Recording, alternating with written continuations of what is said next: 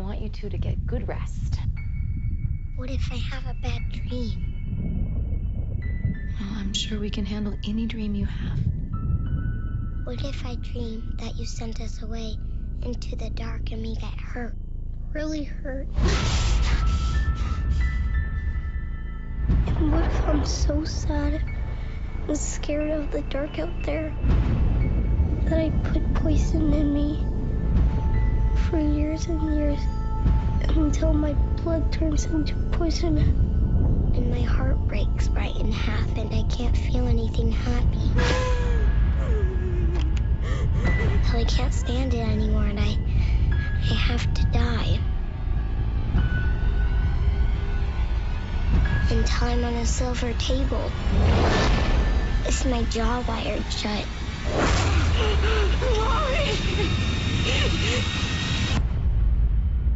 Would you wake us up from a dream like that?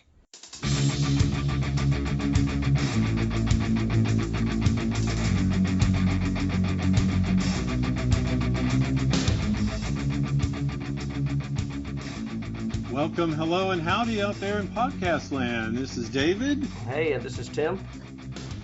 And we are coming back at you for Johnny Has the Keys. Thank you so much for joining us, tuning in again, listening, hearing all of our ups, downs, trials, tribulations, and everything about whatever we're talking about.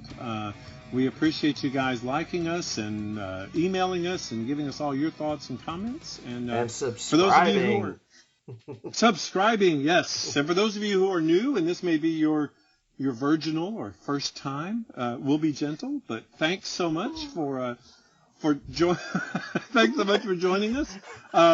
This is a podcast where two guys get together and they talk about horror, science fiction, film, television, novels, whatever kind of grabs us at the moment. We do both classics and contemporary. And how have you been, Tim? What have you been up to? Oh, I've been pretty good. I've been a little down in the foot, so to speak. Been going to some physical therapy for some foot issues, but other than that, I'm doing well. And it's not raining, which is always great these days. Always, So, always. yeah, it's very pretty out. Yes, it's been a very Seattle type year for the entire country, I think. So. Mm-hmm. So what's been going on with you? As far as like new favorite type stuff, anything going on this week? I guess a new favorite for me, and I don't necessarily if it's a favorite, I'm going back and forth on it, but is The Umbrella Academy, the Netflix series. Yeah, So I've seen it. I watched it as well. I've seen half of it. I haven't seen it all. Yeah, it was interesting. I kind of classified it as, X-Men meets Legion kind of thing. It's got the weird, bizarre craziness, but also some, mutant superpower storytelling. It was pretty good. I'm waffling on it though. I'm going back and forth because I'm going, but that was really bad. But this was, but that was. So after you see it, maybe we'll do an episode and just do a podcast to just talk about the whole season or the whole series, because it was it had its great points, but it also had some real clunkers in there too. Okay. So. Well, I don't think it's as well, unless it gets weirder. I don't think it's as weird as Legion, because I'm not sure I can take another season of Legion. Yeah, no, it's too far gone, I think, there at times. But no, it's not that bad. Yeah, and as far as your non-commitment, I wonder if it's got something to do with my theory that it seems very young adult to me. It doesn't seem quite in the level of like Haunting of Hill House per se, as far as mature subject matter. Agreed.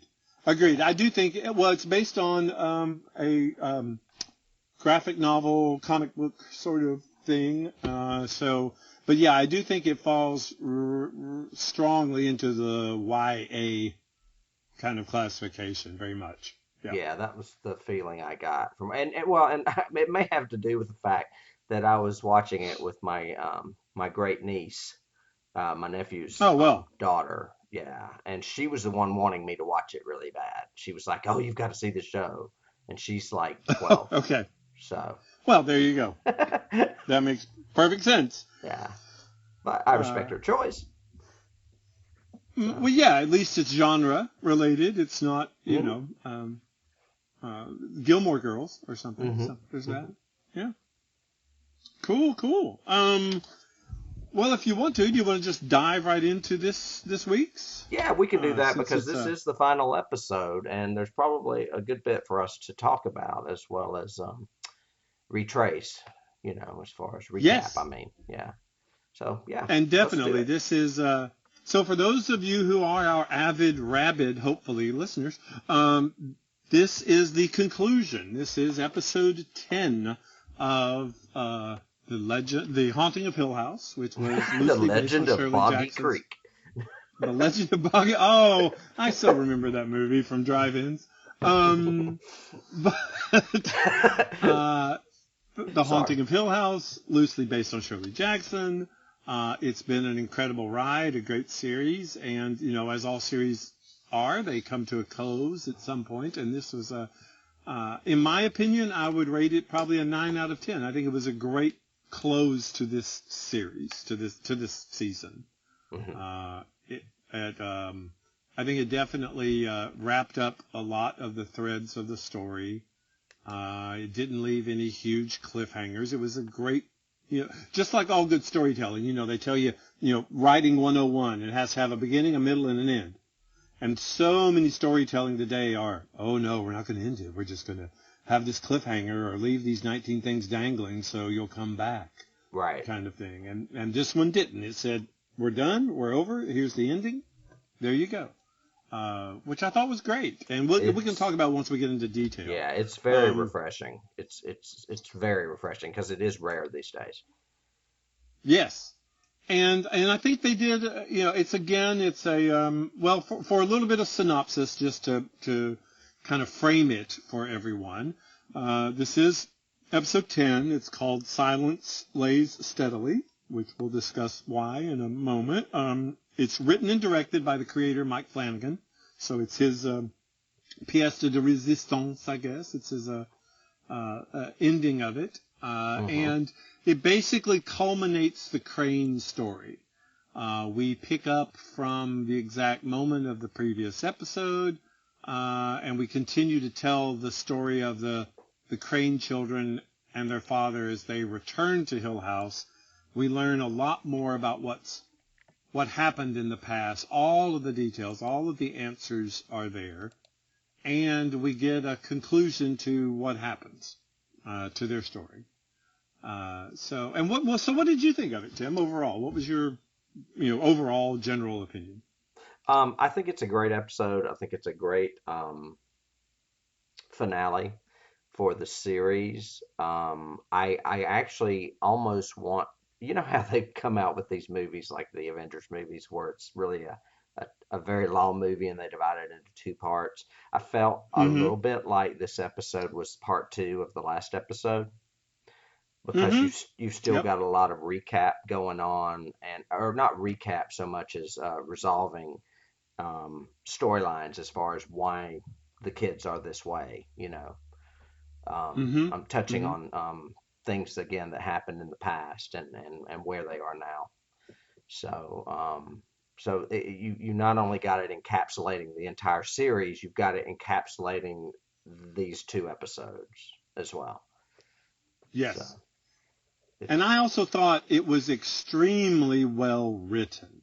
It was very literary. It had a lot of literary references to other works, which we'll get to as keys, but it was very well written and very well performed, I thought, by the entire cast. So we'll kind of beat through it, scene by scene. Those of you listening with us, journey along. Hopefully, as we've said, you've seen it because there will be spoilers constantly. But the episode kind of opens with I guess it's almost like a teaser to me, because we're suddenly in the past, and Shirley and Nellie are in front of the Red Room, and we're seeing the same scene we've seen before from the pilot of them trying to get into the Red Room with the new key, and they're hoping that, Nellie's hoping it's got cotton candy inside or a pony or something. Which is very funny. But as they cut back and forth between it, we suddenly realize that we suddenly keep cutting to Theo in her dance room. Mm-hmm. And as they jiggle the handle, Theo's handle jiggles. As they bang on the door, Theo's bangs, she hears the banging on her door. So it's very interesting to go, what does that mean, sort of thing. And it kind of is a little bit of a teaser, a little puzzle. It is. Yeah, it is. Then we cut to our credit sequence, which you like and I don't. And it hasn't grown on me any in the 10 rewatches of this, but there you go. David Horton hates CGI. It's not that I hate CGI, I just don't like this repetitive style of this one. This is very I just think the imagery to of the screaming statues shattering, I just think it's kind of cool. But well, that's good too. And we've said that, so yeah, and we'll disagree again before the end of this episode, I'm quite sure. Well, then we cut to similar again. It's kind of a great closure episode. We go back to the feeling we had from the pilot with Steve's voiceover, except now he's voiceovering "I am home" and he's typing on his laptop, and we suddenly realize that we're in the future. We're after the events that we've seen in the whole series. Well, kind of. Well, that's the feeling we have right now. It is. It's very discombobulating, actually. Yeah, because Steve is obviously in California. He's with his wife, Lee. There is, she's pregnant. So obviously some time has passed. Yeah, and then maybe a reversal of vasectomy. Yeah, obviously. Yeah. Since, supposedly Steve had a vasectomy, told his dad, and his wife wasn't pregnant at the funeral a few episodes ago. So obviously some time has passed. Mm-hmm. But this entire thing is very brightly lit. It's very pretty. Steve is obviously distracted. We get the impression he's trying to tell the story of the last night. Yeah, it's kind of confessional because he's telling. Yeah, it's the story of what happened, supposedly. That he is. Yeah, because Lee even says at one point. Well, where are you in the story? And he says, I'm at the point where Dad and I enter the house looking for Luke, which is how we left last episode. So it's kind of cool. Mm-hmm. And then we cut to. What do I have in my more notes? Of Shirley and Nell and Theo, right? Isn't it more of the Red Room stuff? No, it's no. He says it's Dad. It's sorry. He says we cut to that night, and Steve is saying it was when Dad and I were about to enter the house, and we suddenly go to him and Dad entering the house.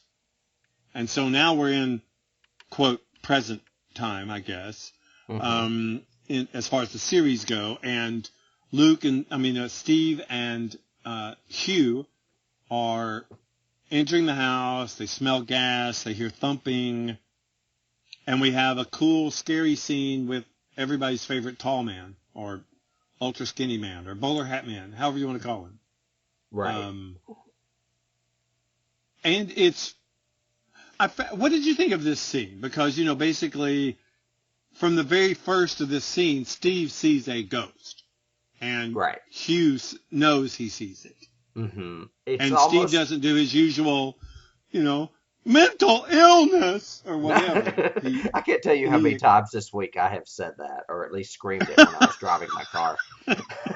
Mental illness! It runs in the family. Yeah, and I have a feeling it's going to run in this podcast for longer than this particular show. Yes, it might. As far as the episode, as far as that, with Hugh and Steve, I think there's a lot of layering going on here that's kind of cool. I think that it's sort of a father-son bonding thing that he never got when he was a kid. Hugh teaches Steve how to handle ghost, which is kind of funny, but I don't know, heartwarming for a lack of a better word. And then you've Mm-hmm. also got it could be Steve's writing voice saying, "I wish my dad had always been more like this." Um, it's it's a teaching moment.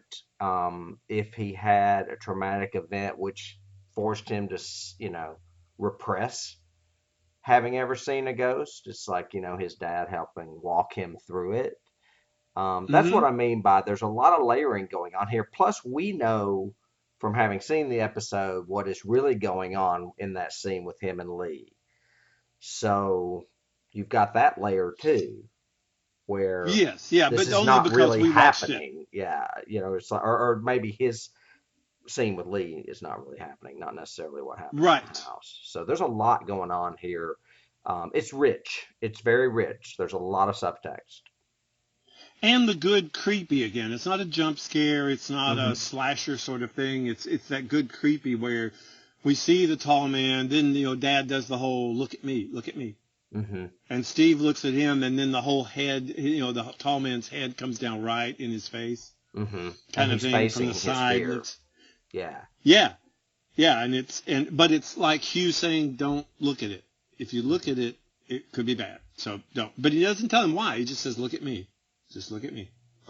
And he says, Which is fear great. is It was the willing relinquishment of logic. We yield to it or fight it, but we cannot meet it halfway.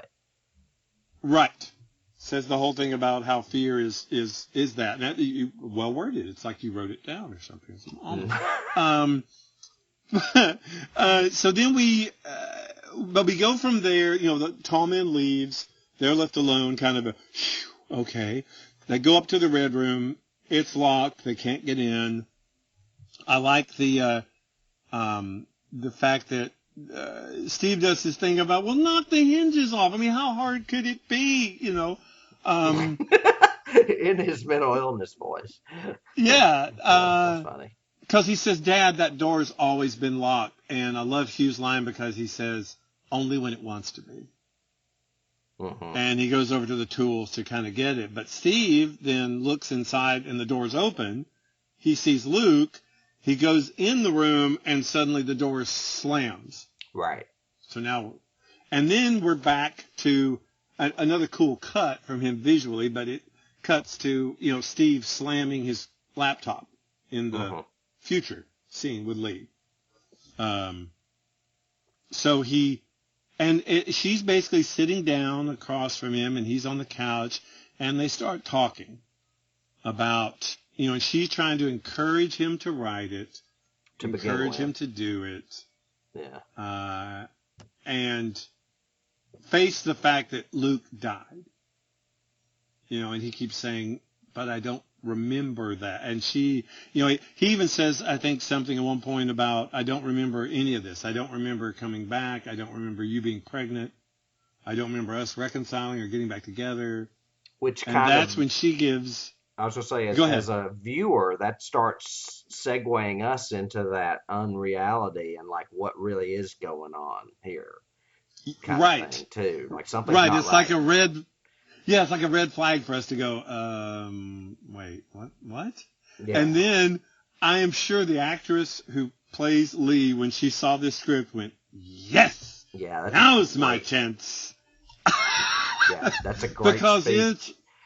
It is, again, he writes so well these kind of stories and speeches. But I also thought this speech in particular, where she goes, well, of course you don't remember it, Steve, because you haven't written it yet. Because everything real, nothing's real before you write it. Isn't that right? And goes on, and I thought of you the entire time I was watching this, about that whole, about writing and how writing brings these things to life. Oh my God. You have to get them out. You have to do it. I thought of every writer in the world because they all think this. You're a phony, you're a hack. What makes you think you can do this? Blah, blah, blah. Yeah. I mean, it's some harsh stuff. Yeah, she just and it goes, makes me wonder if Flanagan was a writer before he was a director, too. Interesting. That would be something to look up. I hadn't thought of that. Yeah, because it's something because it is it's very told from a writer's fear and guilt, totally, and this whole thing, and she culminates it with this, because you don't really care about people, you're an eater. You just eat things up, Steve, and spit them out, and unless you see shit them out. You shit it out. You shat it out. You're a plastic parasite. You're a hack. Woo. And combined with all the parental guilt too, she's like, that's why you didn't care about me, and you didn't care about us having kids, and you didn't care about our family, and you don't care about your family. It's just, oh God, it's scathing. Yeah, it's bad. And it culminates with, go ahead. Oh, I was just going to say, her body starts visibly changing. Well, it culminates, and I remember this line from the first time I watched this, because this is my second time through the whole season for both of us. But she says, and if this eats me from the inside and I burst like a blister, will you lose your mind like your mother? It's just so, I was going, oh, that is such a Stephen King-y horror, great line. Yeah, and as she's saying that, she's turning really gray. Yeah. And as she's saying that, she's turning gray. Her eyes are glazing over and turning gray. Well, first, doesn't she rub her belly, and you start to see like that mold from the Red Room, like spreading underneath her skin. Yeah, on her from her child and everything else. Exactly, like she's giving birth to something malignant, and it's spreading throughout her body. And then, of course, her eyes start going white, like the ghosts we've seen in other scenes too. Yeah, which is very. That's one thing we haven't really tapped on in the 10 episodes, but basically any ghost from Hill House has the white eyes. They're like translucent and milky eyes kind of thing. Yeah. But so then so she's like turning into this thing, and you can see Steve scared, but we hear Nellie's voice say, "Steve." He looks beside him. She's sitting on the couch. She touches his forehead, and he wakes up in the Red Room. Yeah. Yes. And we realized that the whole thing had been like a dream. Right. Or a nightmare, so to speak. Well, exactly. Something that was not conscious. It was something going on in his head. Yeah. Yes. And that it's a really cool... Well, we'll get to that. I don't want to jump ahead. Okay. Yeah, so we realized that obviously this did not really happen. We weren't really seeing this quaint little epilogue to our story. It was Steve's guilt fear, caused probably, we think, by Hill House. Because he, in reality, is in the Red Room, and his dad is still locked on the other side of the door. And he looks over and he sees that he's not alone. There's Shirley and Theo lying against the wall. And over on the side is Luke. And he's foaming at the mouth with a needle. And so he goes over to do all the CPR and all of that. And then we suddenly cut, and we're in Luke's point of view. Right. And it's 2 episodes ago, or the ending 2 episodes ago, when Luke first arrived back at Hill House and is going to burn it all down, but when he throws his lighter, it doesn't work.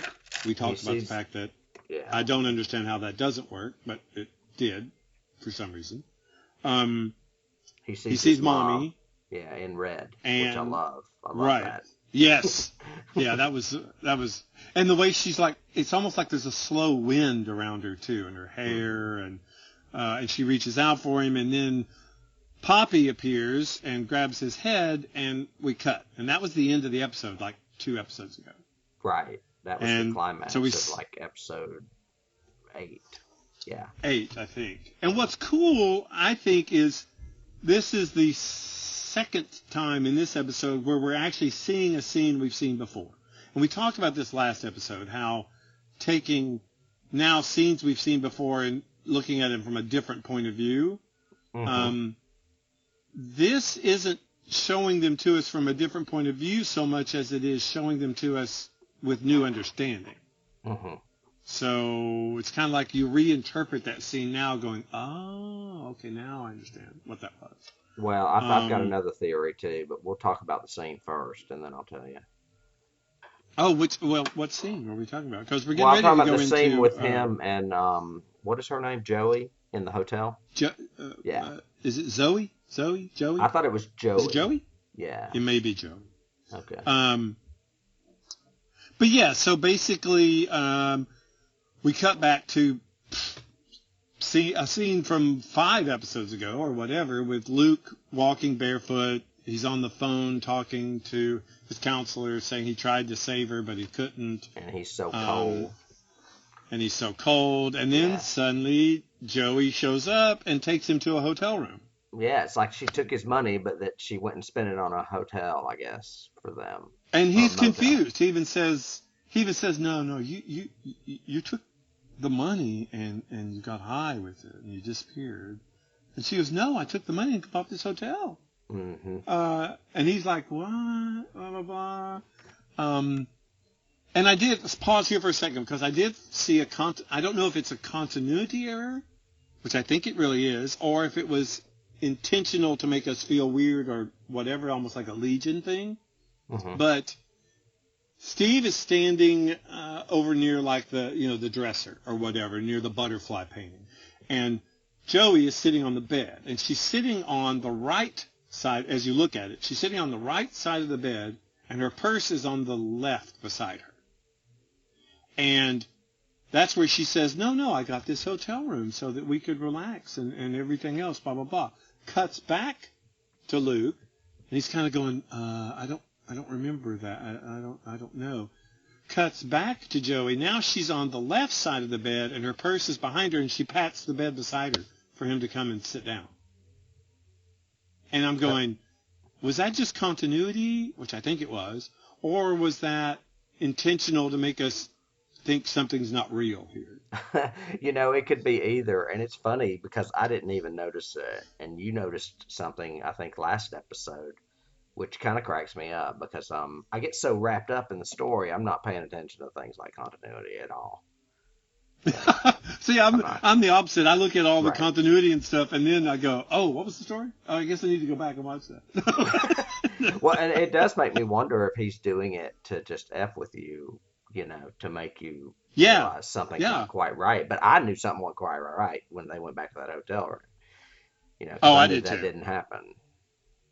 Well, and I Luke also knows think it didn't happen. I think he's correct. fighting it. That's what makes him so cool. And I also think he's cheating to us cinematography-wise because this scene, again, is very brightly lit and nice and comforting looking, as opposed to everything else, which is in that really blue, grayish color palette when we're at Hill House. Right. So I think he's intentionally saying, this is much too nice and pretty to be really true kind of thing. But anyway, so she basically tempts Luke. She uses his same lines against him about, here's some dope, let's get high let's get high before we get clean kind of thing. And when he says, no, I don't want to do that, I'm 92 days clean or whatever, she goes, you already have, and he's got a needle in his arm. And then she uses lines from, again, he's alluding back to all these scenes from the series. And she mentions the girl with the runny eyes. Right.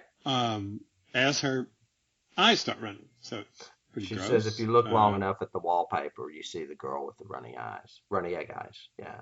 Runny egg eyes. Yeah. And that's what happens. And then suddenly we cut and we're in the red room with Luke. Except he does have a needle in his arm, except we assume it's probably rat poison since the jar is so prominently displayed. Well, and she says, come with me, Luke. And he says no, and she says, baby, you already did. And he looks down, and there's a needle hanging out of his arm. Right. Which is like wild. Yeah, that was a good one, too. That was a good trippy kind of feel to it. So I had a question for you from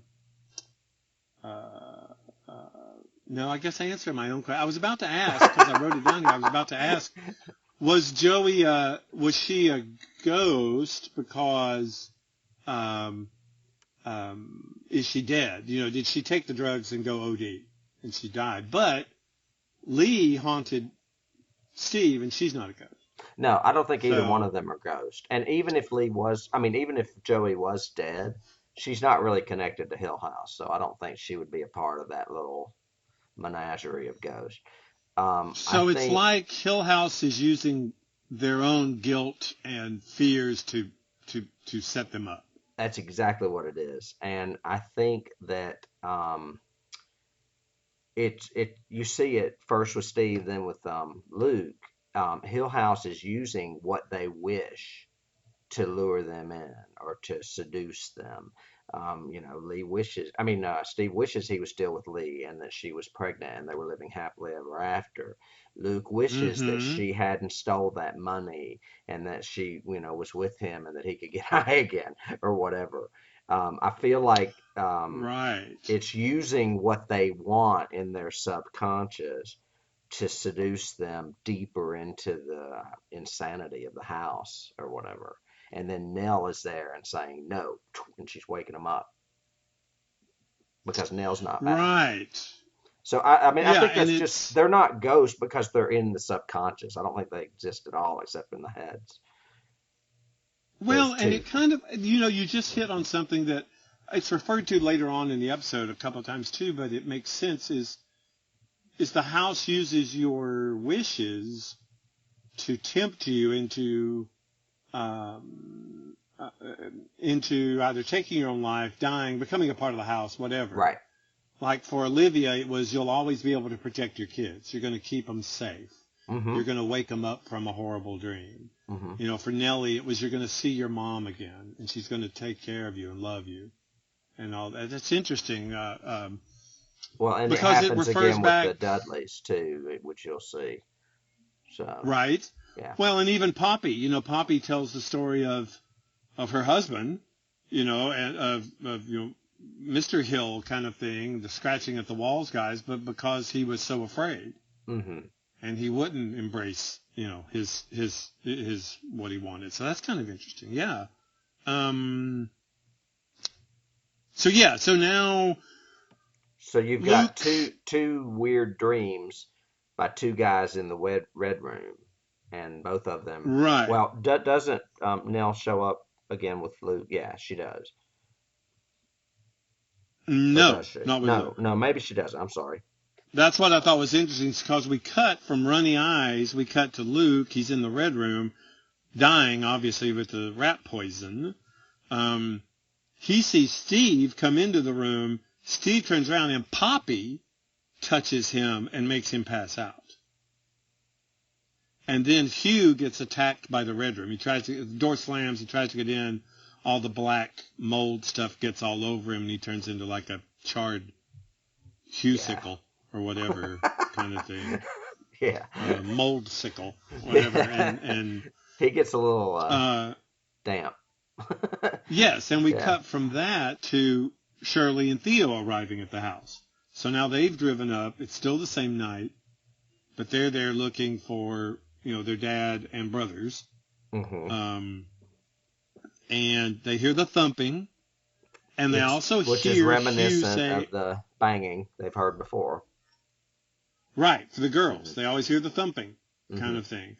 And we know that the thumping is probably, I don't know, I'm making this assumption, I guess, but probably Poppy's son hitting on the walls because he couldn't speak anymore, like she told the story to Olivia. Right, I'm assuming that. You think that's the thumping? Mm-hmm. And then, of course, they not only heard it as kids in the house, they heard it in the funeral parlor too. Yes. So it follows them. On the door and the windows and all that. Yeah. And they hear Hugh say up here, so Theo goes upstairs the spiral staircase to check out and save Dad or whatever. But Shirley hears something, turns around and sees that drinking guy again, it's toasting Ryan. his glass. His name is Ryan. Or whatever. Yeah. Yeah, but you don't know that. You find that out later, maybe. But so he's Theo, Ryan, a fellow funeral parlor dude, embalmer person. Embalmer, yeah exactly. Well, so Theo Theo does find Hugh upstairs passed out, not moldy. He's just, unconscious. Right. But before she can do anything, Poppy touches her and she collapses. Right. So now we get a progression because Poppy is obviously taking them into the Red Room. Mm-hmm. But Nell, we have seen, at least with Steve, brings them back, at least awake, out of the Red Room. And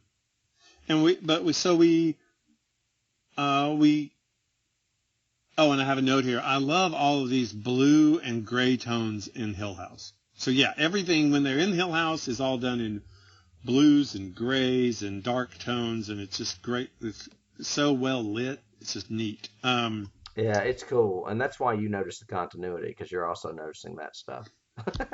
Right, and I think, but I also think people subliminally do that too. I think he's telling his cinema story that way too. With when it's all bright and nice and pretty, it's probably not real. The real part in this story is all dark. The blues and the darkness. Mm-hmm. Speaking of bright and pretty, oh, look, now it's Shirley, and we soon to find out Ryan in a bar. And we finally get this story that we've thought of since episode 4 or whatever of who is this dude that Shirley keeps seeing? Uh-huh.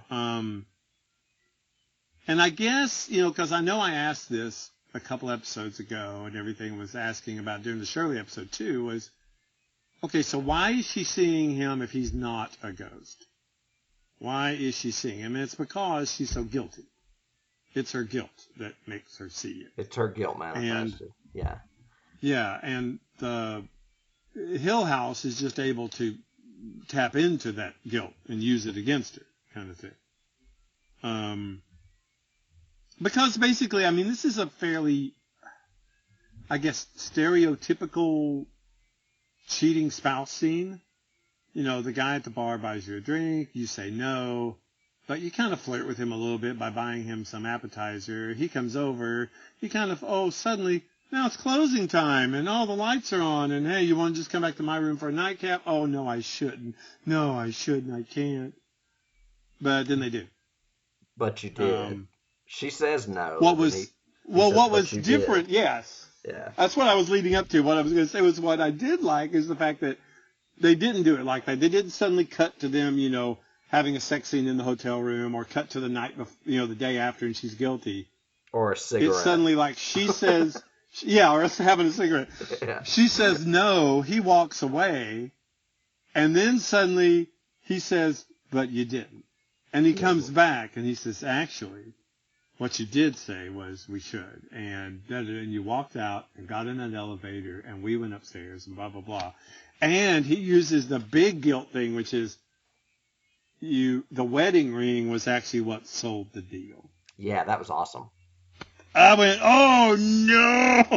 Because they even talk about the thing of, he says, because, and what's neat is, he says the line, and the way it's written, again, I loved Flanagan in this, but like he says a line, then she says a line, and kind of corroborating it. It's not him telling a story; it's both of them, like shared memory of the experience. You know what I mean? Because he says you went upstairs because of the ring, because you knew both of us had something to lose. And actually, she says that. She says, because I knew both of us, you had something to lose as much as me. But then he gets worse because he does the whole thing about, but you never told anybody. You were good. You got away with it. Nobody ever knew, but you also never told anybody. And I wrote down the line, Shirley never wants to love anybody, but Shirley has to love. And I thought that was kind of cool. Because that's when they're cutting, because we cut from this scene suddenly to a funeral. They're back to their funeral parlor, except the funeral's for her, and she's the one in the casket.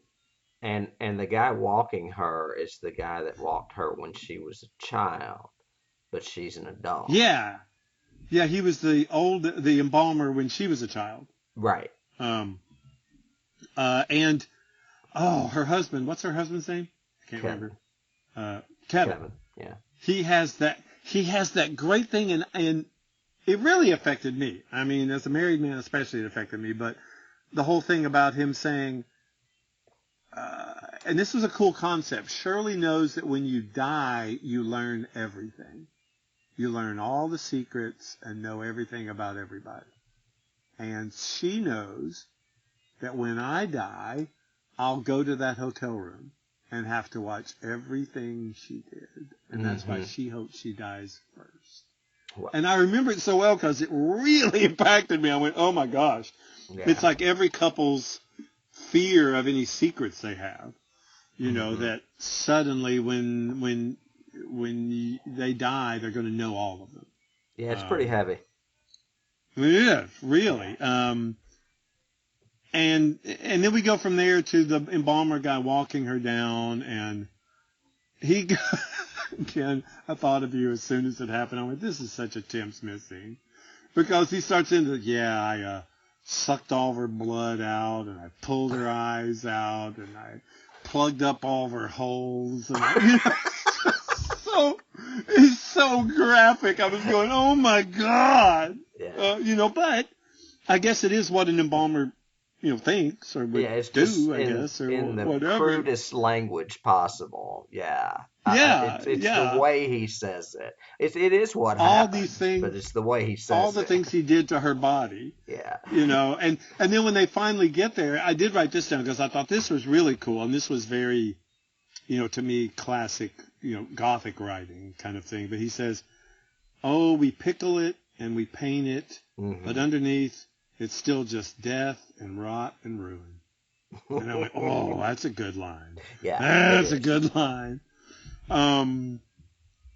And so then we have another gross out or fear moment, because Shirley's body suddenly sits up, rips off its eyeball or its eyelids. She does. She starts clawing her face off. Yeah. Doesn't she? Yeah. But then we hear Nellie, and Nellie reaches up and touches Shirley's face, and Shirley wakes up. Shirley wakes up in the red room. Yeah.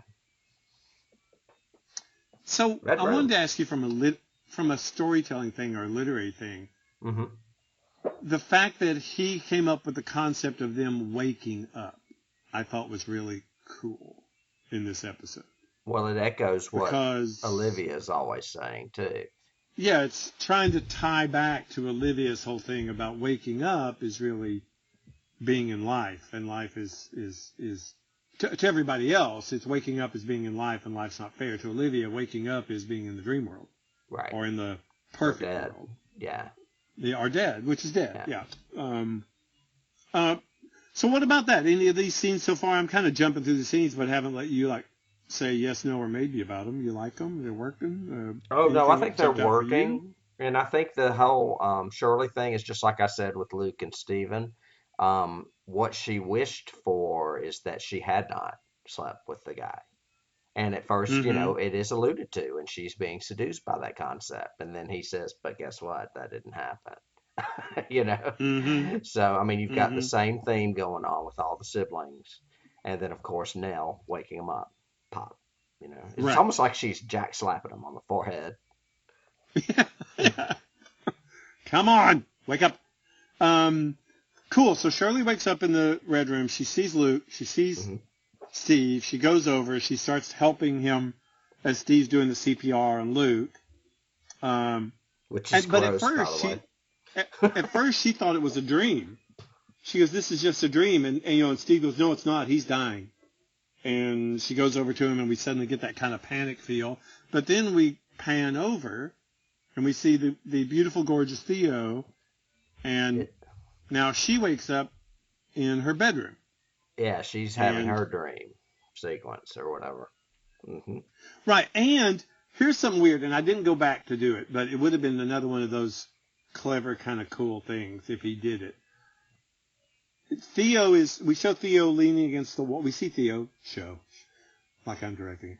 We see Theo leaning against the wall, and she's rimming, her eyes are moving and everything. But we hear a voice say, "Tell me something only I will ever know." And I swear I thought it was Poppy's voice. that very 20s sounding young ingenue kind of voice. We get the impression in the scene, because we cut to her bedroom, she's telling the story about the only time her mom ever spanked her, blah, blah, blah, blah, blah. And we see behind her her girlfriend. Trish. Trish? Is it Trish? Yeah, I have to keep up with this stuff, you know. Yeah, you do, because I don't, obviously. I'll tell you what color something is, but I don't know the character name. Yeah, you look at all the continuity you want to. I'm going to keep track of the story and the characters. Okay, good. Yeah. Keep up with that. I just so then I get the impression then that, oh no, that was, Trish saying, "Tell me something," but I still swear to God it was Poppy. You know what? It wouldn't surprise me if they used her voice. And I think that would be perfect for the storytelling too, because that's what the house is wanting. Tell me something that I'll be the only one that it's our secret, kind of thing. But, and then Theo's thing is when she starts to not remember or think something is odd, is when Trish is telling her, "Let me love you and take care of you," and feeling is important, because she says she doesn't feel anything anymore. She doesn't know why she wears gloves, and she doesn't have the touch, I guess, anymore. And Trish goes off on the whole fear and guilt are sisters. I thought that was a cool phrase. I did too. It reminded me. It sounds very Greek, like Greek mythology. Yeah. Yeah. Yeah, and goes along with actually every scene we've seen so far. It's all fear and guilt married together based on it, kind of thing. Yeah, I wrote something down earlier. What makes this story so good is the drama. What makes it so good is the drama, and we've talked about this before. The horror is, like icing on the cake for me. What really makes this story is the drama, the love story. There's a huge love story in this, and just the life, the guilt and life experience, and then comes the horror. I mean, there's a lot going on in the show. That's why the show is so good. It's not because it's just a scary show. And how do you face fear and guilt? How do you handle it? Is how it affects not only you, but everybody around you, and your family, your friends, everybody. And that's kind of his point, I think, that he's writing to. Hughes says that we can't relinquish it. We have to yield or fight, but we cannot meet it halfway. I think that applies for that too. Yeah, well, that's what he's talking about, fear. Yeah, you can't relinquish it and everything. But so, and again, another reason why I think it might be Poppy's voice at the beginning of this is because Trish tells the story of Poppy's husband, or of the Mr. Hill, and how he was so consumed with fear and guilt, the two sisters, that he walled himself in and started scratching on the walls so he sounded like rats. We get all the allusions to other episodes that we've seen. But then she says, but when he wakes up, he was really, really tall. And she talks about how tall he was. And he'll always be tall for always. So we get that creep factor happening. And then she says, let me love you for always. And then all the hands reach out like a Night of the Living Dead key. That was what, by the way, that was a key for me there. Was it reminded me of Night of the Living Dead, Evil Dead, all those hands through the doors grabbing you kind of thing.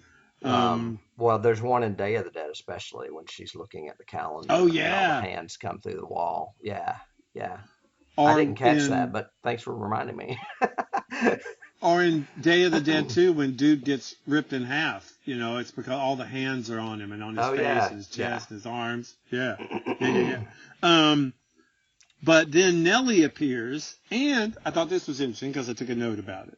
So she doesn't touch Theo. She reaches out, and Theo has to reach up and touch her. So I thought was interesting, too. I don't know if he's trying to say something with that, but it was cool. And Theo wakes up, of course, in the red room. Right. And I wrote that it's not just the red room, it's the black mole room, because that whole room is like black now. Yeah. Oh, yeah. And But I don't know if he was trying to say something to us, but I thought it was interesting that Nellie, to wake Steve up, touched him on the forehead. To wake Shirley up, she reached out with both hands and like grabbed her chin, like she was going to, hold her head kind of thing, like to calm her down. And then for Theo, she made her reach for her. So it was really interesting that he chose that. He made those choices. Yeah. That's kind of cool. Then I get my first tear up of the episode because they all three watch Luke die. Mm-hmm. And it's really powerful. I mean, first of all, it's kind of gross because Steve is giving him CPR, mouth to mouth, and he's like vomiting up foam and blood and probably rat poison or whatever. Gross. Shirley is saying, "Don't do this, Luke. Don't do this. Don't," her normal Shirley stuff. And Theo has both hands on her face and she's crying. Mm-hmm. And it was just so impactful. I was just going, okay, got me on that one. Mm-hmm. And then we get ultra metaphysical because now suddenly Luke wakes up and he's still in the red room, but now it's the white room. It's like solid white. It's like the opposite of the black. Yeah. It's solid everything white. Everything in the room but the people is white. Yeah. And the door. I think the door's still red. I think it is. Yeah, the door is still red, and her cup of stars has still got stars on it. But you see Mom and Nellie, little Nellie, and little Abigail there, and they're having their tea party, and everything is beautifully lit, and everybody looks pretty, and everything is bright and happy. And again, he does that thing he does so well, which is he lets Olivia tell a story. Yeah, I got a question Lets a about character. that. Yeah. I mean, I've got Olivia tells a long story about a house / Robin, and then I've got question mark. Like, what was the deal with the Robin?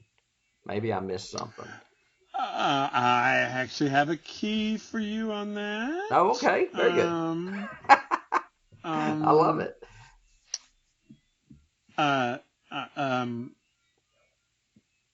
Hold on, and I'm looking. I'm just making sure. Okay. 2 or 3 things. One, she's telling the story about the house because it's when she was about Luke's age, she says, and it's when she first realized she wanted to be an architect because she passed a house and saw it and really liked, and that's what inspired her. And she thought how beautiful it was, and blah blah blah blah blah. And then it reminded her of a Robin. Oh, we were going to call you Robin. But no, when I first saw you, you were Luke. Da da da. Nice motherly kind of thing. But the key is that is from Eleanor's driving to Hill House in the novel. Almost word for word. She sees a house and she sees a robin, and she thinks how beautiful blue the robin is. And it's literally a literal allusion to the book.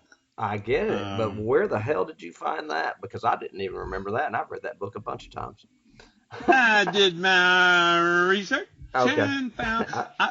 Honestly, I found it's you can just Google it. It's like 18 hidden Easter eggs for Hill House. Okay, and they're all literary Easter eggs. They're not like, oh, here's a ghost or whatever. It's all, what are these literary allusions that he's done? And I found out most of them come from the final episode, which makes sense. He's going back to the book, the original source material a lot in what they're saying in this, I think. Because like you said, the stuff, I'm home and everything else that Steve types is from the book too. That's a key, because that's directly from the book. That's Eleanor. I knew that. I'm home. Yeah, I knew that. Lee also tells him that he's writing the book for lovely Eleanor, and when she pats her stomach, and Eleanor is the character. I didn't catch that one, but that's true. So they're in White Room / Red Room, and Mom's saying, "No, you need to join us. We missed you. We're so glad you're here. We're all going to wear," and they all have bowler hats, which is funny. And she goes, "You can wear your big boy hat," and and all that. But Nellie keeps saying, "Go," and "don't."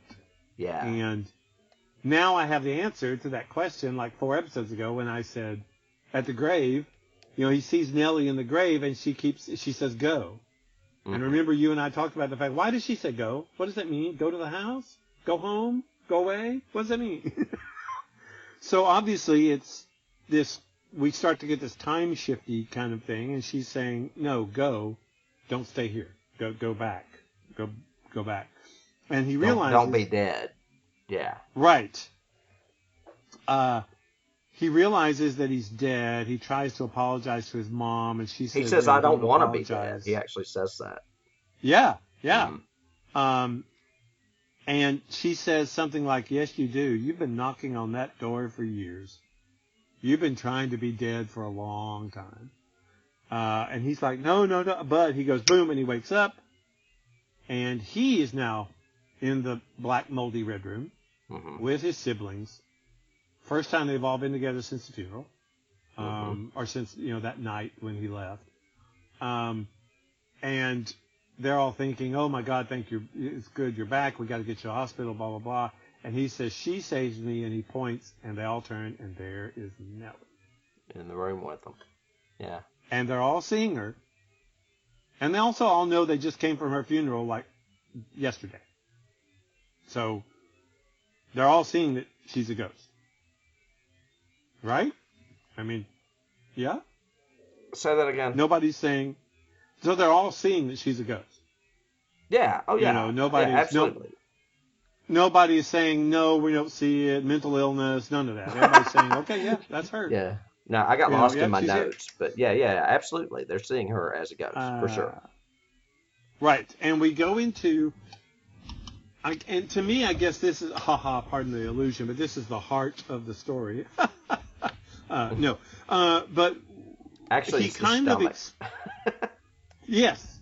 But through Nellie and this section, she actually ends up explaining the whole nexus of the whole mystery, the whole story of why she was Bent Neck Lady going through time, of what the Red Room was, of what Hill House is essentially, or wanting to be, that sort of thing, all in this rambling. And first she starts and it's like she's rambling. Even Steve even says something like, I don't think she hears us, or whatever, because her sentences aren't matching up. They don't make any sense.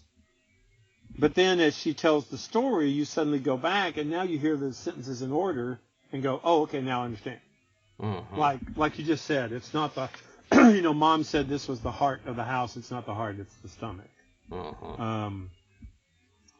But she kind of says, she sets it up by saying she always thought time was dominoes.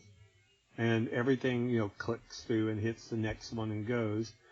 But she was wrong. It's actually moments that fall all around us all the time, like rain or confetti. Which is very science fiction for you when you think about it. Oh, yeah.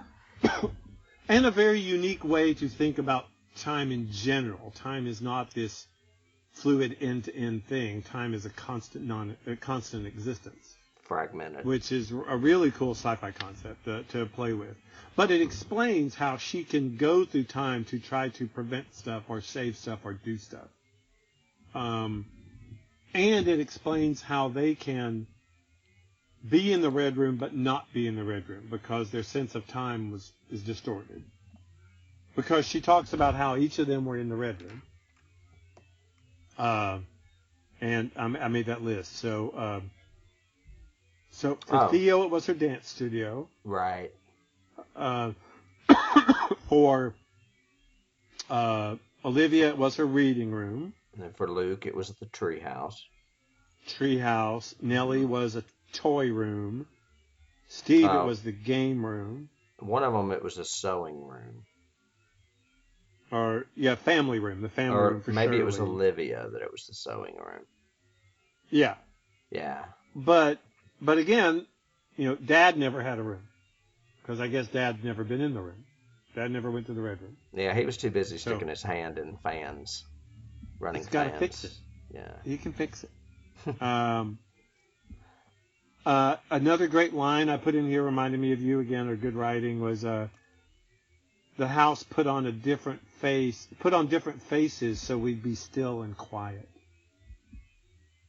Thought that was really creepy and cool. While it digests them. Yes, while it digested us. Or that's my interpretation of that. So it's nice, a little creepy.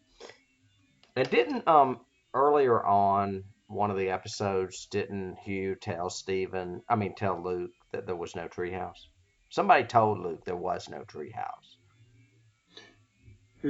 No, told Steve. Told Steve there was no treehouse. Okay, I knew it was in the car. Yeah, one of them told, and then that's why it makes sense that was the treehouse for Luke, was the Red Room. Well, and you suddenly remember all those scenes where like, blah blah blah. You know, I'll go look for Luke in the treehouse, and somebody goes, "Oh, silly boy," like, and you think silly for looking, but the truth is they're thinking silly because there's no treehouse. Right. And later on, when he says, "I found the dresser, the vanity," he found it somewhere. He says, "I found it in the game room," or something like that. And she goes, "The what room?" Yeah, so you realize all these times that they've never been there, they weren't there, kind of thing. It's really late, like you said. I think you said it really well at the beginning of this podcast about layers, all these layers on top or whatever. But you get my second cry of the episode, because she tells Luke he has to live. He says, "I can't do it without you," and she says, "I learned a secret. I'm not gone. I'm scattered in so many pieces and sprinkled around you like snow." Mm-hmm. And I was just like, "Ooh!" and they each get to say, and each one of them says they're sorry to Nellie. They each say, I'm sorry I wasn't a good brother. I'm sorry." And every one of them she has a response to, of something like, "No, you didn't. It's fine," or "It's okay," or it's all this again. She's acceptance. She's the acceptance side of it. Because she ends it with, "I loved you all completely, and you did me the same. The rest is just confetti." And I was like, boo-hooing. I was, he can go from a girl's eyes melting out to now make me cry because of Nellie.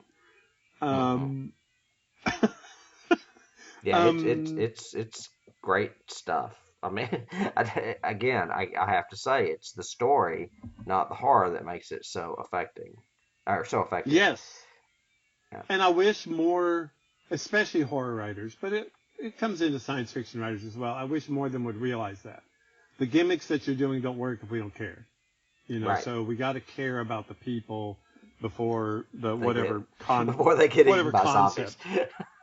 Yes, before they get eaten by the zombies. Yeah. Then we. So what did you think of that scene? That whole Nellie embracing, essentially telling them the whole thing. This is why the house is haunted, and this is what it's doing. I mean, it was a good scene for you. Did you cry? I got to ask, because I did. No, I didn't cry, but I Damn it. I got it elevated the series for me. I mean, but it's not that it hasn't been elevated for me the entire time. I looked over it. Dennis happened to be catching the end of it with me, and I just said, "This is not only one of the best scary things I've ever seen. I think this might be one of the best television shows I've ever seen, because everything, or seemingly everything, is there for a reason, and it does conclude. It doesn't, like you say, leave us with a cliffhanger." It does have a somewhat happy ending. I'm not really crazy about the very ending, but it does have a good ending. And it's not totally good, but there is some tragedy in it, which we've always talked about. The best musicals end tragically.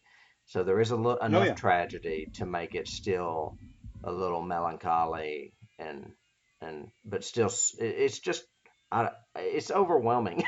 That's what I want to say. It's overwhelming. I cannot speak. It's just good. And if you're out there, and I'm sorry if you disagree with us, but you need to watch this again, because if you're not digging this show, I want to question why.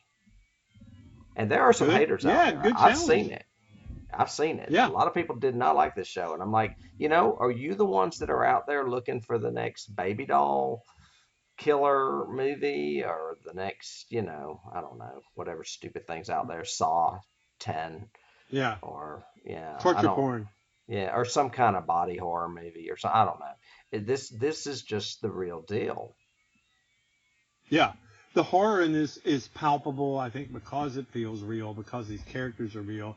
I saw a couple of things online where people, even though they may have liked the series, didn't like this episode. And I went, how could you? This episode is probably better written than most of them. Mm-hmm. It's so strong in what it's trying to say, I think. This is not just a movie about people being haunted. This is a movie about people being haunted with guilt. And and it's like we said, and I meant to bring this up later, but I'll bring it up now. We've talked about this before. Any good work of art or any good piece of film or writing can be interpreted in different ways. Whether it be, straightforward, linear, whether it be, metaphorically, whether or not, I mean, there's just, like I said, layers, that make it what it is. I mean, somebody else could watch this and just see it for the horror. Somebody else could watch this and just see it for the love story. I mean, that's why it's so good, is that it is not black and white. It is gray. Very well said. Yeah. Good job. Thank yes. Speaking of gray, we go back to Hugh. Outside, he's just waking up. He's trembling, so he takes a pill. We still don't know what the pills are for, but we know he's on them, so we're assuming some kind of medication. It's like a heart medicine or something. Yeah. Yeah, I was thinking that, or nerves, or, some kind of antidepressant, something. But when he drops the bottle, Poppy is standing there. Mm-hmm. And she gives him this wonderful poetry-sounding kind of story about the Grottons. And I have a key about that, in case you don't. Do you? I don't. Aha. I have some. I've just not said them yet. But this one hit me really because it sounded so literary, I guess. Obviously it rhymed, so it sounded like a poem or a song or something. But basically the story is really creepy. It's of each of, 3 generations of this family and how they all died, kind of thing. So I thought, a Grotton poem, is it an old song? Is it from a book? What's it from? Da-da-da-da-da. Found it online. Turns out this is a song. It's a 20s song. That was probably like a fairy tale, was used to like frighten kids or whatever. However, Shirley Jackson used to sing it to her children at night. Oh, that's awesome. That is great. I thought, that gave me chills just reading. I was like, what? You read this story of these 3 generations dying to your kids? Man, Flanagan is officially obsessed with this piece of literature. Or obsessed with Shirley Jackson. Yeah. Yeah, he knows how to tell the story, and I think that's great. That's why, again, like we talked about last episode a little bit, it'll be interesting to see what he does in season 2 with another classic literature piece to see how homage-y he can be with it. Kind of thing.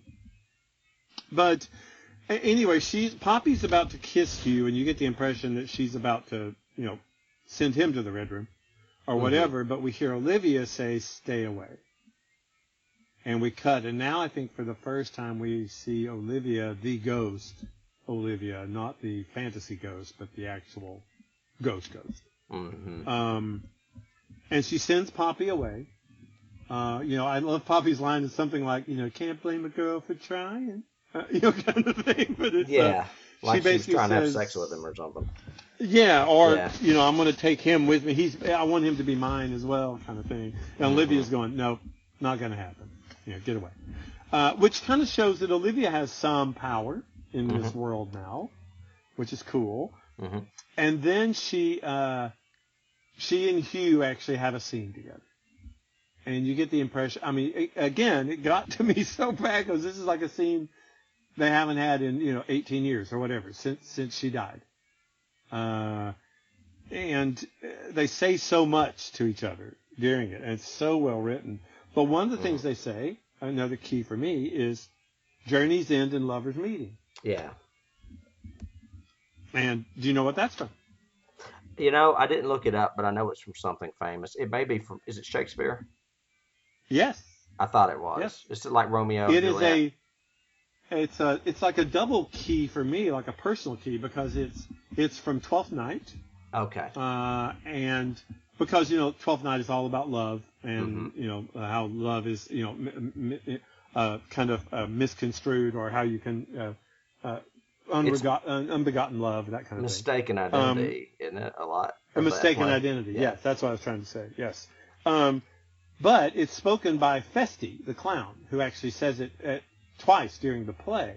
He says the journeys end in lovers meeting. And one of the first roles I ever had as an actor was playing Feste in Twelfth Night, and I got to say that line. So very cool. It's a personal key for me, and that's kind of why I knew it, because I recognized it and went, what? Wow! Using some Shakespeare. And all you listeners out there, I can link you with a picture of that. Let's don't do that, but there you go. It'll be on one of the blogs, trust me. Of course it will. Thanks so much. So some of the things that I took out of this speech. Well, what I was going to say before you go on, you were talking about the journey's end and lovers meeting.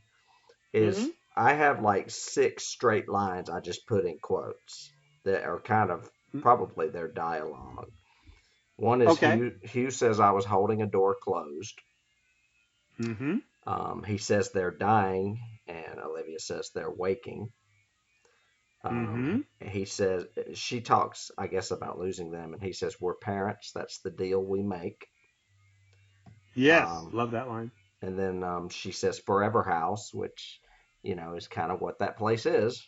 It's there, She actually says, this is our forever house. Mm-hmm. She says, this is our forever house, and he says, no, it's not. Yeah, and he says, open that door, let them go, and she says, I'll be alone again.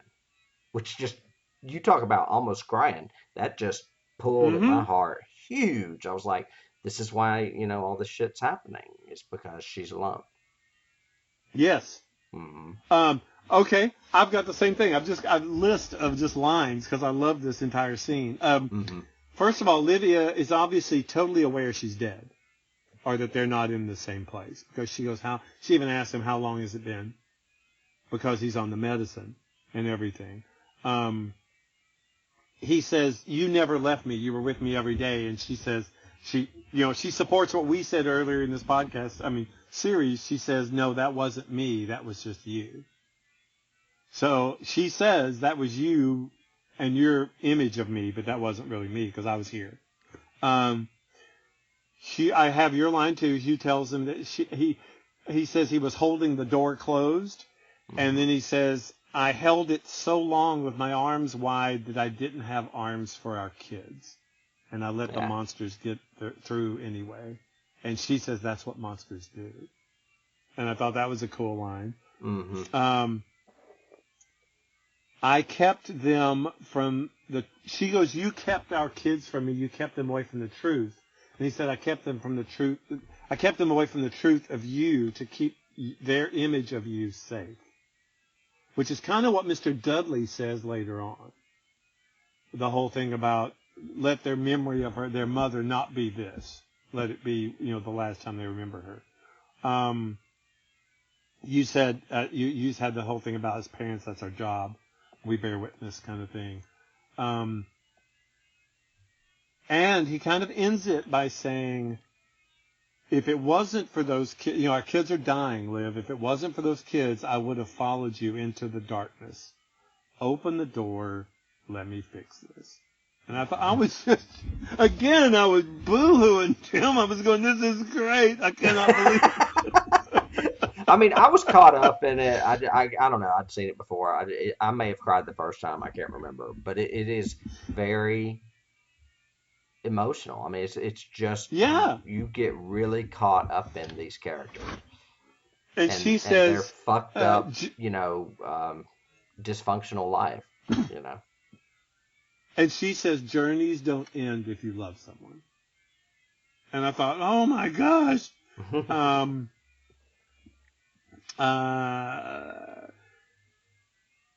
So basically, they make a deal, but we don't know what the deal is. Yeah, it's yeah. kind It's of a a little tacit pact. thing. Mm-hmm. Yeah, because he says something about, I promise you this, blah, blah, blah, but we're not really sure what that is. Mm-hmm. Suddenly the door opens. Dad comes in to the red room and says, and they say we need to get to the hospital. So he and Steve help Luke out while the girls go to start the car and all of that. But as they're leaving, Steve sees something and they stop for a second, but then they keep going. And then we're outside. The girls are saying, you coming with us? And Dad says, no, your brother and I have something we have to take care of, but we'll meet you at the hospital. And they start to go back into the house. And Steve says, Dad, what did I see? Yeah. And then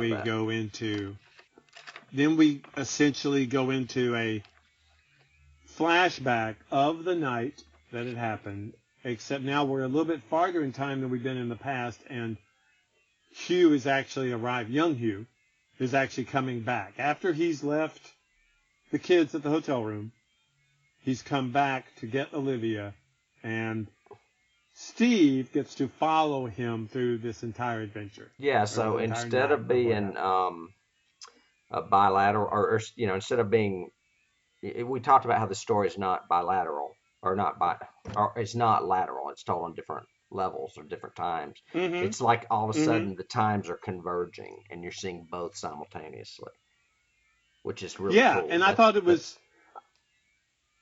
I thought it was set up really cool by Nellie, but it was really neat that now instead of like a ghost watching them do stuff, Steve is watching them do things. But Steve's not a ghost. He's out of time, kind of watching what happened. Right. Or remembering this is a fancy way of maybe saying he remembers now, too. Yes. Although that's a good question. I don't think Hugh would have ever told him. So I don't think Steve ever knew I don't think Steve ever knew. I know he didn't know any of this stuff with the Dudleys. I don't think anybody knew that but Hugh. I think that was their secret. And considering we know how it ends, he could be showing him. He could potentially be showing him.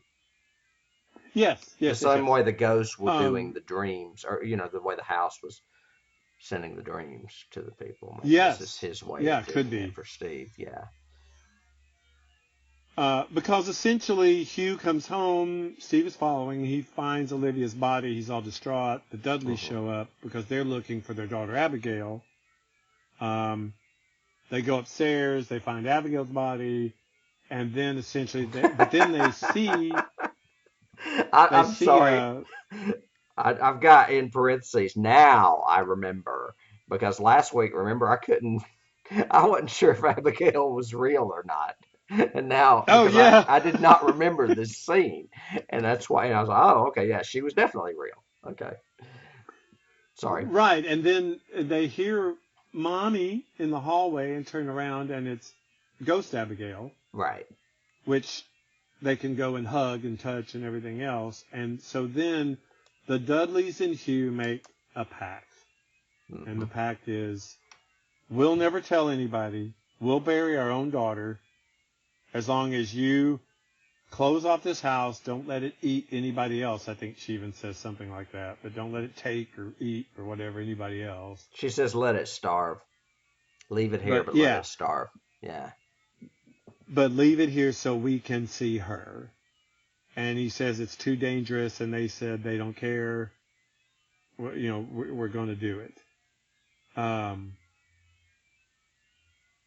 And then we suddenly cut to the next pact, which is Steve is standing there and he looks down and sees his dad's body.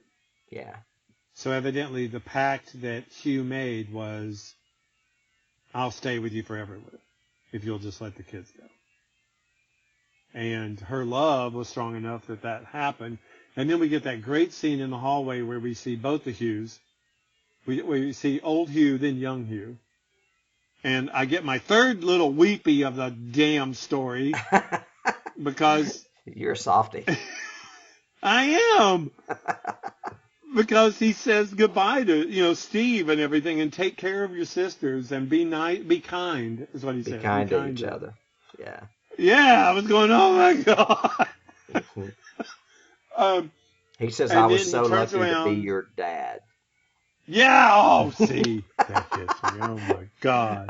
I'm married to one too, but he didn't watch this, but yeah. Oh man, that gets me. But anyway, so then he goes and he joins Nellie and Olivia in the red room, and they all hug and they're nice. The door closes. Steve wanders downstairs, and then we get the shot that people use a lot to publicize this series, which is he looks around and suddenly sees dozens of ghosts.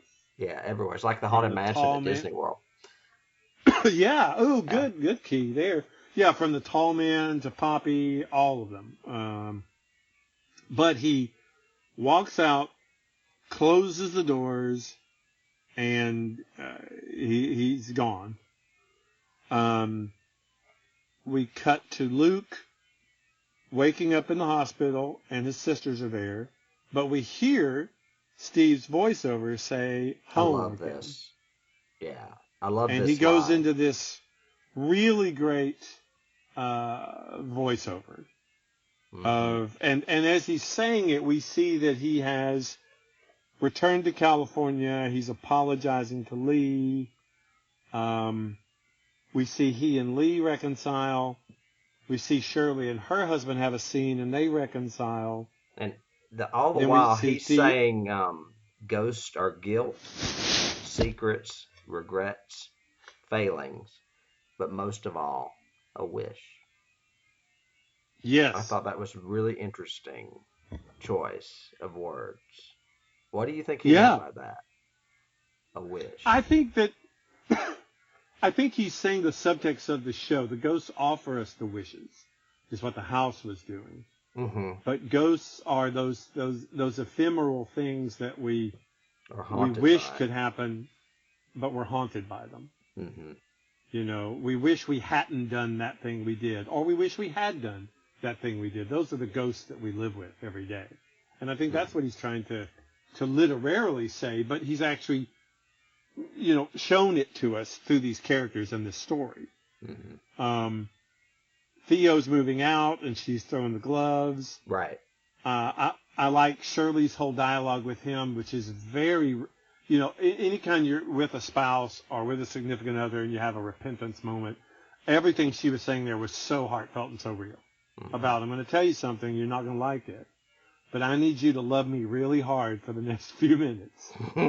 And I'm going to take a leap, and I really need you to hold my hand. And it's got to be terrible for her to share that with him, to get that off. She's kept in for, however many years. She said her kid was 2, so probably at least 8 or 10 years. She's kept this.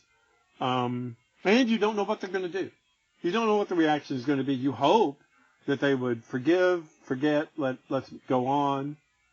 At the very least, they might forgive but never forget. And you don't know what's going to, anytime you've been in a guilt situation like that, again, realistic storytelling with a frame of horror around it, kind of thing.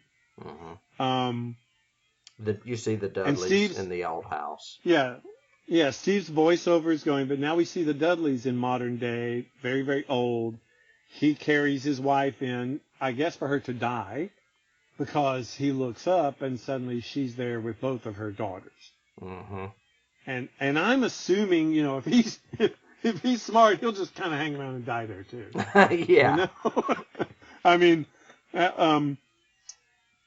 but and then we get to see, we keep hearing the voiceover of Steve, which we'll get to, and then we see Luke, and there's a birthday cake, and it's 2 years. So we're assuming, since he's not 2, that this is 2 years clean. So he's cleaned up. That was funny. Yeah, and, he's not 2. And what I thought was interesting was before this, so as the reconciliations are happening, and as we're seeing, Luke and the birthday cake, Steve is saying the same lines he said earlier, the whole willingly relinquishing of reasonable patterns, except he's saying it about love, not about fear. And all the lines he said at the beginning about fear, now he's saying about love. You can't run away from it. You just have to embrace it or whatever. And I thought that was really cool. That Flanagan flipped that. And then the end is the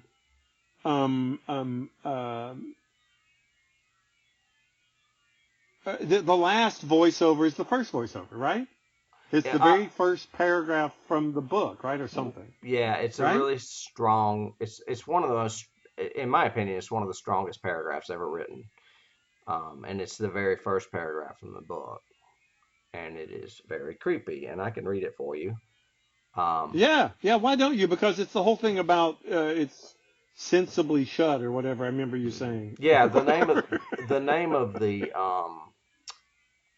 episode is Silence Lay Steadily, and that's from this paragraph, and it begins, no live organism can continue for long to exist sanely under conditions of absolute reality.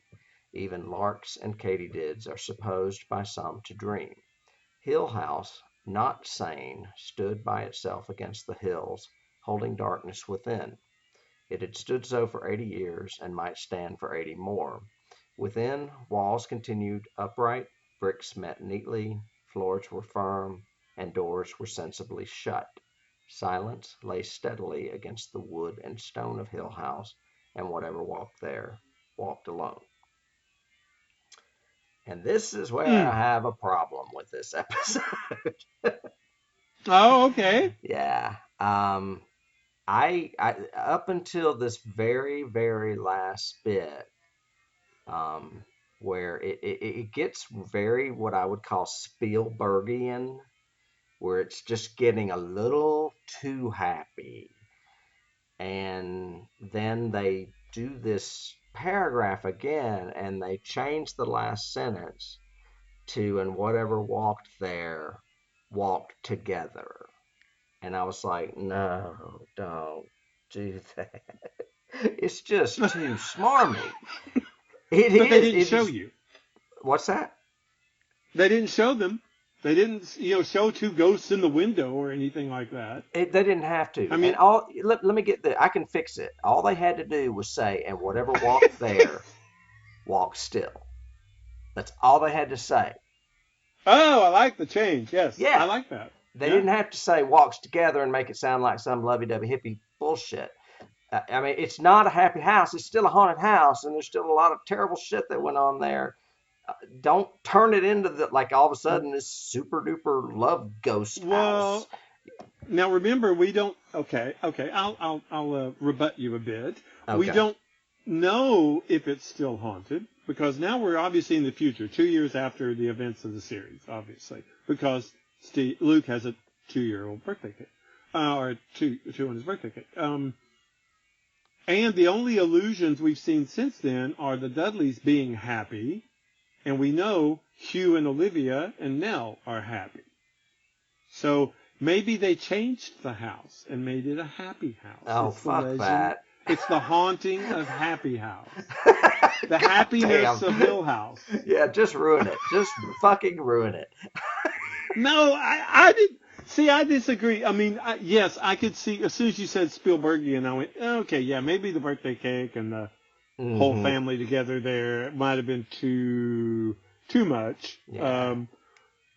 But dinosaurs eat kids too. But if you go back and listen to it, he's changed also all the vocabulary so that all these things we thought of were fearful are now love. So I think that is kind of his. Yeah, maybe he hammered his point too hard on that last word for you.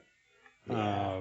But I do like what he was trying to say is that, love kind of conquered all sort of thing.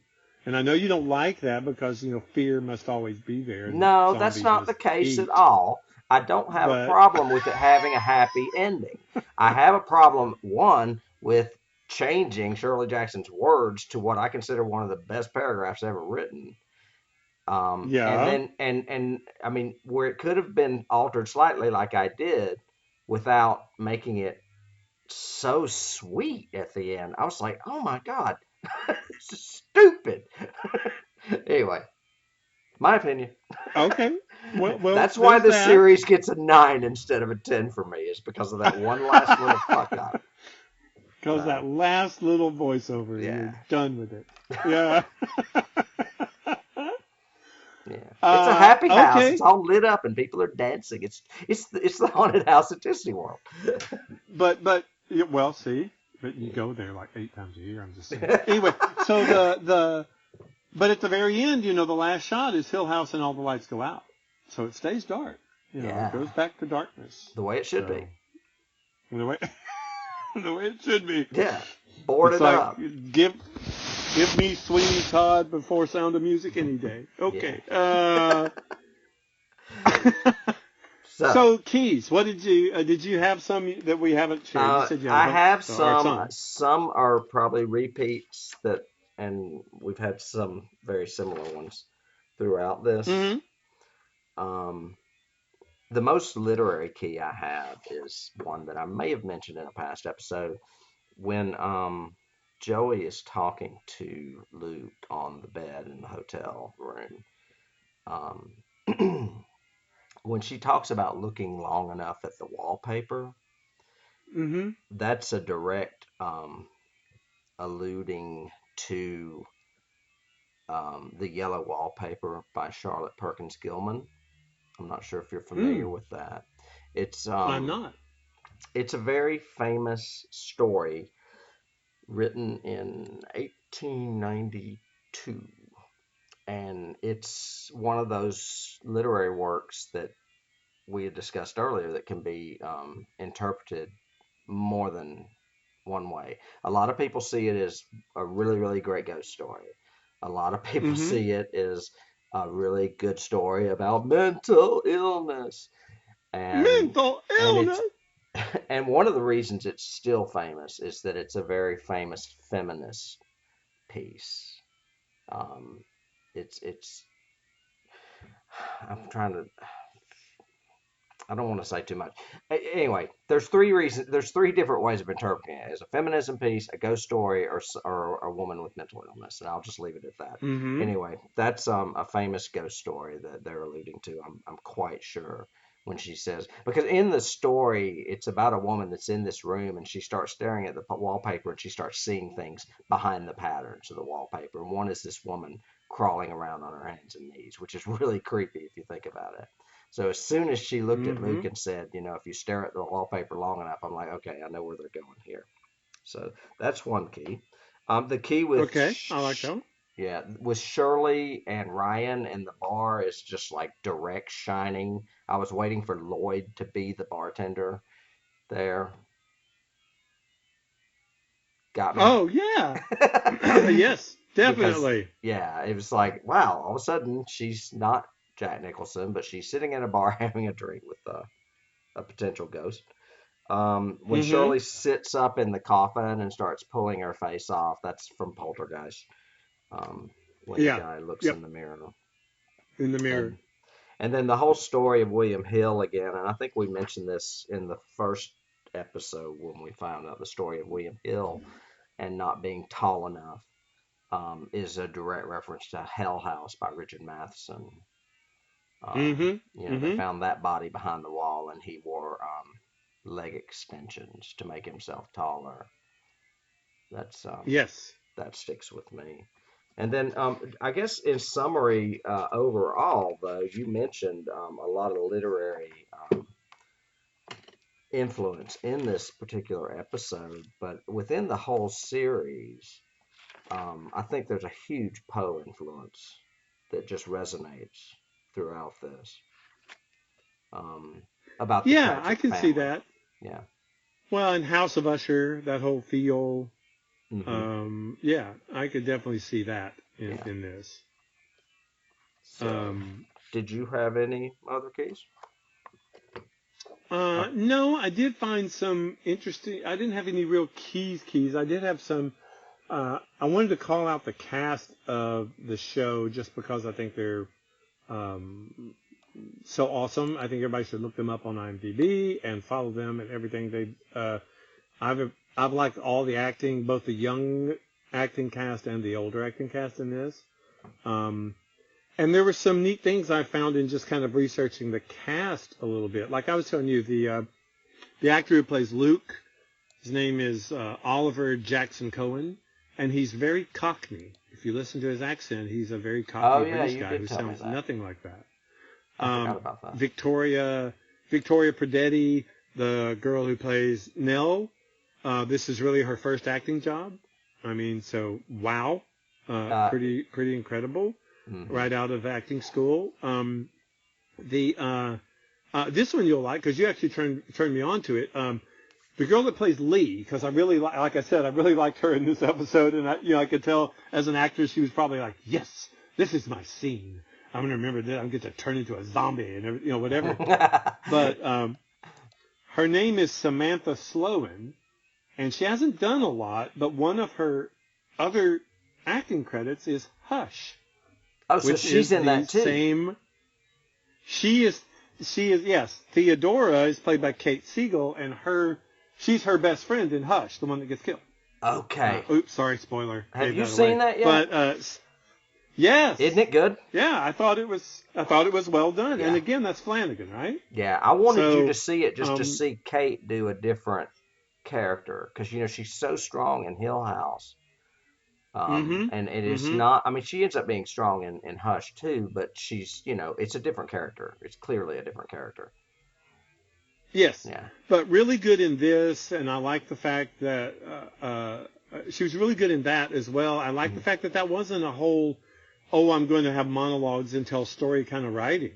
It was like a director's, writer's experiment of how much of a story can you tell with no dialogue. Right. Because she's deaf the entire time. So I love that twist. That, it's like Wait Until Dark. It's like really they said, cool. Let's just make her deaf instead of blind. Yeah. Yeah. The girl that played Shirley, Elizabeth Reisner, I think is her name, or Reiser. She is also in another Flanagan movie. She was in Ouija, that he wrote and directed. Yeah, I don't think I've seen that. So it's like he's starting to use favorites in different things. Well, yeah, because he's used Carla too. She was in. She was in Gerald's Game. Yeah, she was the lead in it. The woman that played Olivia, her name is Carla Gugino, or something. However you pronounce that. Yeah. So I haven't put that. So think about that. The three strongest women in this show were all leads in other shows that he's done. Mm-hmm. It's kind of interesting. And they were all powerful leads in those as well. That's kind of cool. Which bodes the question. I have this in my notes too. Let's talk about it at least. So we know he's doing season 2. Mm-hmm. He is taking the American Horror Story approach sort of thing. So it's not going to be the continuation of Hill House or the Crain story even. It's going to be a different story by James, The Turn of the Screw, called Blythe Manor. The Haunting do you think of he'll Bly Manor or something like that? Yeah. Do you think he'll do the American Horror Story thing and cast some of the same cast members? I don't have a problem with it. I hope that these characters aren't so firmly resonated in my subconscious that I would confuse them. You know what I mean? Yeah, because Did you find that happening with what's her name in American Horror Story? Sarah Paulson? That she was kind of the same character in every season? No, because they were so drastically different. I mean, she's a glamorous witch in one. She's a two-headed oddity in one. She's, I mean, so it's kind of hard to do. I'm trying to think of who else she is in those. No, she's a really good actress. She disappears. She's kind of like Meryl Streep that way. She disappears into the role. I would agree with that with Paulson. Yeah. Although I haven't seen all the Horror Stories seasons. Well, you don't need to, trust me. There's way too many that suck. But there's a few good ones. Usually they involve witches. So. Oh, and I just clicked around and found that Henry Thomas who I think I famously called just Elliot Thomas or whatever, Yeah, you did. From E.T., who played young Crain. He's actually in Ouija too. That makes sense. So he's actually in that same one. Yeah. So I haven't gone back and watched a lot of those early Flanagan movies because I'm afraid they're going to suck. I've seen Hush, I've seen Before I Wake, and I liked them both. I've seen Gerald's Game, but I haven't gone back to like Ouija and some of those other ones because I'm afraid they're going to be like the shit I make fun of all the time. You know, Saw 4 or whatever. Well, I don't. It depends. I don't know if they will or not. Hopefully not. I know that Hush wasn't, so we might be good there. But no, I haven't seen his other one like Ouija or Oculus. Oculus, wasn't that one that's his? No, I think I said that and I was mistaken. I think it ended up being James Wan. But oh, okay. Yeah, I think I did say that at one time and I blew that. That was not a good call. I think you said you were going to edit it out. Never do it again. No one may hear it. Yes, so we'll never know. And then Flanagan's going on to do another Stephen King project. He's doing the sequel to The Shining, which is Doctor Sleep. Oh, okay. I think it comes out in November. Okay. So, cool. That'll be interesting. But so this has been a cool experiment, I must say. I've enjoyed, the podcast up until this point was always, a particular movie, and we just dove into it, and then all the keys that came from it or led to it. And this has been interesting to take an episode by episode of a series and kind of look at how it builds and talk through it. And it's been fun doing it with you. I hope everybody listening has enjoyed it as well. But yeah, it has been a fun adventure kind of diving into it episode by episode. Yeah, it has. I've enjoyed it. I like going back to the same story and seeing the different the different components that make the whole. It also makes me think, what if we did another series in the future? Because I'm not sure we'll do this all the time because it would probably get pretty old if we did it all the time. Oh yeah. But I mean. What series could we find that's equal to this? There's not many out there, so we would have to not think really hard about it. Yeah, and it would be cool. Well, and why don't we ask? So you guys write us, email us, let us know what you think we might want to cover or should cover, or what might be another cool series that we could plan on in the future. And please, and the same thing with movies too. Yeah, please don't say American Horror Story. Well, no. And Castle Rock would have been an option, but Castle Rock was not as good as this show. It had its moments, but it was nowhere near the show this Haunting of Hill House was. Well, but then again, we wouldn't know that until we did it, kind of thing. It's like, Westworld would have fallen into the same category. You don't know if it's going to be good or not if you do it first time. So that might be one that's interesting to actually pick one that is airing, and so we're actually watching it live. Oh yeah, then we could trash it. Yeah. Let me tell you where they got this key and how bad they are, trampling all over it. Yeah. This is where they screwed up here. So yeah, cool. That's true. Well, I think that's it for this week. We finished a 10-part series, The Haunting of Hill House, and it's been kind of, as we said, it's been great. Mm-hmm. Tim and I both highly recommend it to you to watch if you have not, or if you have, watch it again. I think we both got a lot out of it seeing it the second time. Yeah. Well, and you're not waiting for things to jump out at you either. No. The first time you watch it, it's pretty fucking scary. Yeah. Yeah. Yeah. And tune in to us next time. Next week we'll be doing a new movie.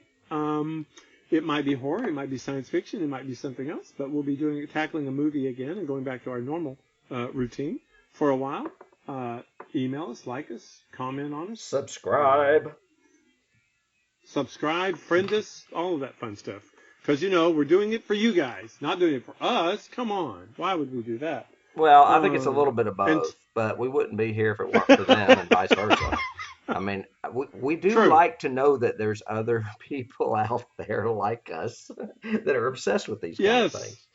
So it is a symbiotic relationship. Yeah. So we should, yes, do it. But Tim, I'll talk to you next week then. All right. It was good talking to you.